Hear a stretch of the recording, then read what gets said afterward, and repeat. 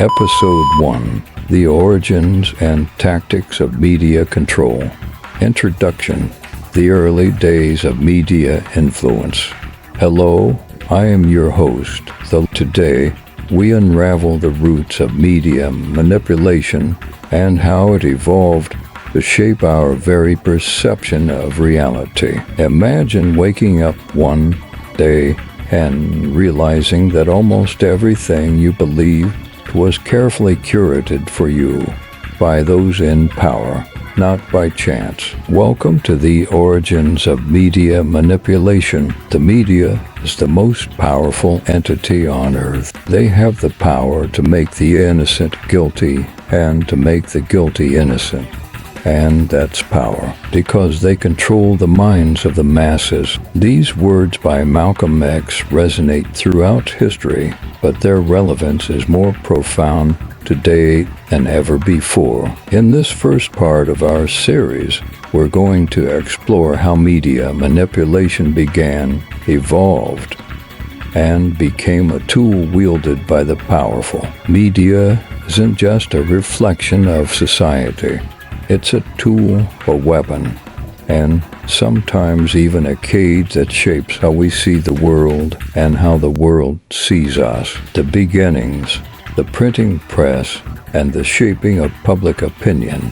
Let's start at the beginning, the printing press. When Johannes Gutenberg invented the printing press in the 15th century, he probably couldn't have imagined the profound impact it would have on the world. With the newfound ability to mass-produce written text, those who controlled the press suddenly had incredible power to shape public opinion. The earliest forms of media manipulation began here, with pamphlets and books used to sway the public toward religious, political, or ideological leanings. Picture Martin Luther's 95 Theses spreading across Europe like wildfire, sparking the Reformation, or Thomas Paine's Common Sense, igniting the American Revolution. These works were revolutionary not just because of their content, but because they demonstrated the immense power of the written word in mobilizing people. Early leaders understood that whoever controlled the press could control the narrative.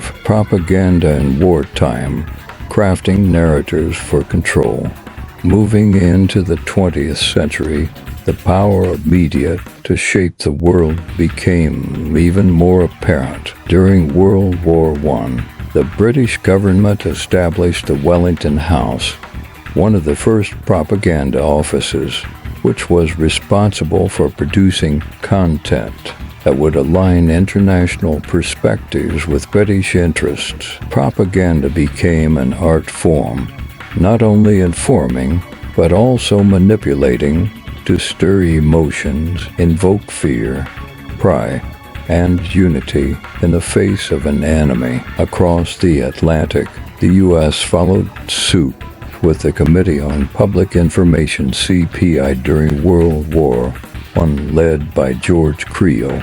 The CPI used posters, news releases, films, and public speakers to persuade Americans to support the war effort. The effectiveness of these campaigns cemented the idea that media could be more than just a source of information. It could be a powerful tool to control the masses. The iconic "We Can Do It" poster during World War II is another prime example. It became a symbol of patriotism, a rallying cry meant to boost morale among American workers. But behind these images were calculated efforts to channel the emotions of billions, using visual media to subtly manipulate behavior. These were seeds planted to ensure loyalty and unity at the expense of critical thinking. Operation Mockingbird, the CIA, and the media. Fast forward to the Cold War era. Media manipulation wasn't just about external propaganda anymore. It had become internal, pervasive, and systematic. The CIA's Operation Mockingbird revealed by the Church Committee in the 1970s, was an operation designed to influence both domestic and international media. The CIA recruited journalists, editors, and major news organizations to spread disinformation and pro-American narratives during the height of the Cold War. The idea was simple: control what people knew, saw, and ultimately believed. Carl Bernstein, in his groundbreaking 1977 article, detailed how over 400 journalists had worked secretly with the CIA. These weren't just fringe reporters. This included prominent names at major media outlets like the New York Times, Newsweek, and CBS. The purpose: to ensure that the media served the government's interests, creating a consensus among the public that aligned with the goals of those in power. Think about the impact of this. The media, trusted as the fourth estate responsible for keeping the government accountable, was working in collusion with the very entities it was supposed to oversee. Trust became a carefully curated illusion. Operation Mockingbird made it clear. Controlling the narrative meant controlling society itself. Tactics of influence, emotional appeal, fear, and fabrication. The tactics used to manipulate media haven't changed much, but the tools have become more sophisticated. Emotional appeal is a fundamental technique. Whether through fear, patriotism, or hope, the goal is to elicit a reaction that bypasses critical thought. During the Cold War, fear was the primary emotion. Fear of communism, of nuclear war of the other. The media was instrumental in creating an environment of suspicion and paranoia that allowed for sweeping government powers and public support for conflicts. Consider William Randolph Hearst's infamous statement, "You furnish the pictures, and I'll furnish the war." Hearst used his newspapers to shape public sentiment, effectively leading the United States into the Spanish-American War. Fabrication and selective reporting are as old as media itself, and the ability to twist facts to serve a larger agenda remains at the core of manipulation tactics. Case study: Claudette Colvin and the hidden catalyst of the civil rights movement. Before Rosa Parks became an icon of the civil rights movement by refusing to give up her bus seat in Montgomery, Alabama, a lesser-known figure had already taken a courageous stand. Claudette Colvin, a 15-year-old African-American girl, refused to move to the back of the bus on March 2, 1955, 9 months before Parks' more famous protest. Colvin was arrested and became one of the plaintiffs in the landmark case Browder v.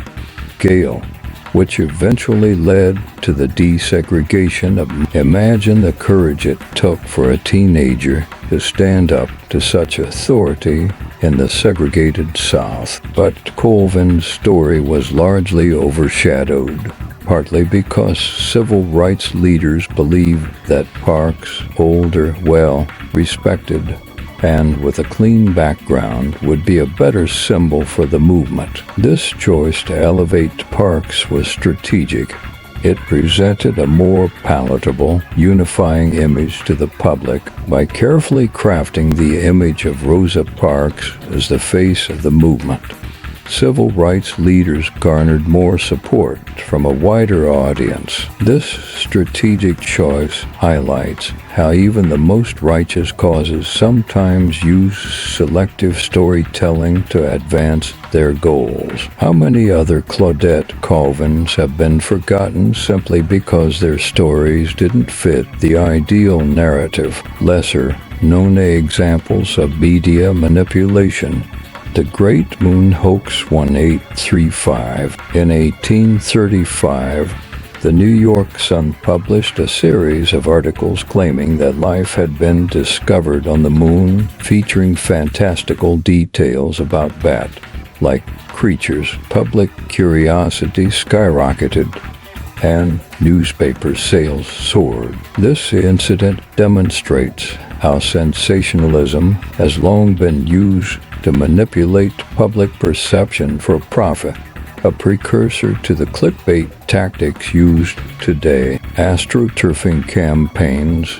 Astroturfing refers to creating the illusion of grassroots support for a cause. Corporations or political groups often fund these fake grassroots campaigns to sway public opinion. During the 1950s, tobacco companies funded front groups to downplay the health risks of smoking. Today, astroturfing is rampant on social media, where fake accounts or paid influencers push specific agendas, making it appear as though these views have genuine, widespread public backing. Data voids occur when certain search terms have little information available, allowing manipulators to fill the void with misleading content. This tactic is particularly effective for niche or emerging topics, where the lack of credible information makes it easier to introduce false or misleading narratives. Manipulators use data voids to shape public understanding of new issues by ensuring that misleading content is the first thing people encounter when they search for information. Conclusion: setting the stage for the digital age. As we move forward into the age of social media and 24-hour news cycles, it's essential to understand that media manipulation is not new. It has the origins of media manipulation, from the printing press to propaganda offices to the infiltration of newsrooms, laid the groundwork for the sophisticated systems we see today. From World War propaganda posters to AI-driven astroturfing campaigns, the tactics of influence have evolved with the medium, but the intent remains the same: control. In the next episode, we will explore how these foundational tactics have adapted to the digital age, where algorithms, targeted ads, and social media echo chambers create a more personalized and insidious form. The question isn't just whether we can trust the media, but whether we can ever truly escape its influence. This is Last Post Left, signing off. The sandbox is only as real as we allow it to be. Stay questioning, stay awake, think about the information you consume today. Did you choose it, or was it chosen for you?